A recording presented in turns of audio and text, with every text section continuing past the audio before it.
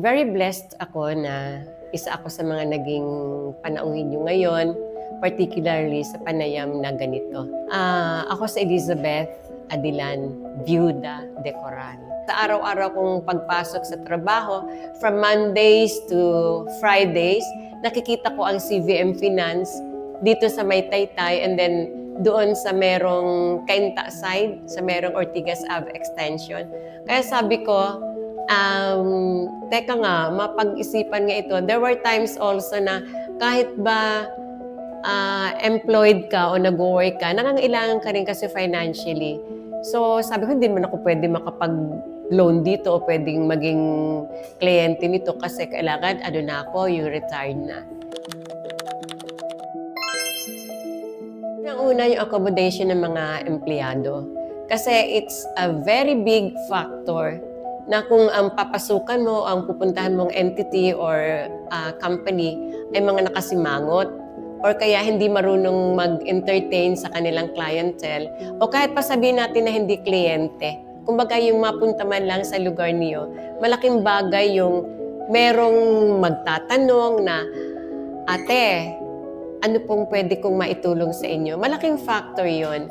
Kasi hindi lamang yung pagpunta doon ng isang prospective client, kung hindi, yung merong tanong lang siya na she feels na kayo ang makakasagot sa katanungan niya. Malaking bagay. Mula sa guard na naka-assign din sa Taytay branch nyo, ay well-accommodated na ang welcomed na ang kliyente o kung sino man. Kahit nga magtatanong lang kahit vendor ka pa. Naobserbahan ko na ina-accommodate ng guard. Doon pa lang, hello ma'am, kumusta na? What more pagdating ko doon sa lending firm mismo na, ano na ma'am, ano nga natin, ano mader, lalo na yung kahera natin doon. Ano mader, i-process ba natin ng and then pagdating naman doon sa counter, yun, ano mader, ano na natin to, pareho, kasi nga dalawa yung ko do.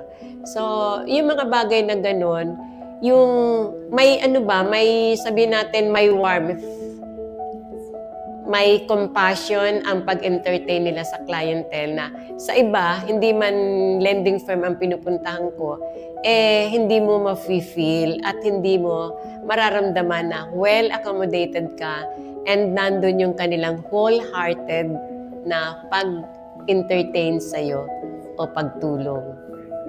Pag magbago ng attitude ng mga empleyado, from the guard hanggang doon sa mga nag-entertain sa loob. And then, yung kanilang accommodation, no, lalo na pagtatanong. Kasi kami mga tumatanda at matatanda na, talagang there are times na yung kahit narinig mo na, hindi maintindihan. Kaya yung apo ko yan, nagagalit din, nairita sa akin na, ang kulit-kulit ko raw. Yung pala, natural lang sa nagkakaedad na kagaya ko at my age of 76. Talagang minsan, nasa sa utak ko, hindi ko ma-express. So, ganun lang ang ko na ang mga empleyado ng CVM ay manatili sa kanilang ginagawa ngayon sa pag-accommodate at pag-entertain sa mga kliyente o sa kahit sino pa man na pumasok sa opisina. To maintain. Kasi malaking bagay din ang word of mouth, no?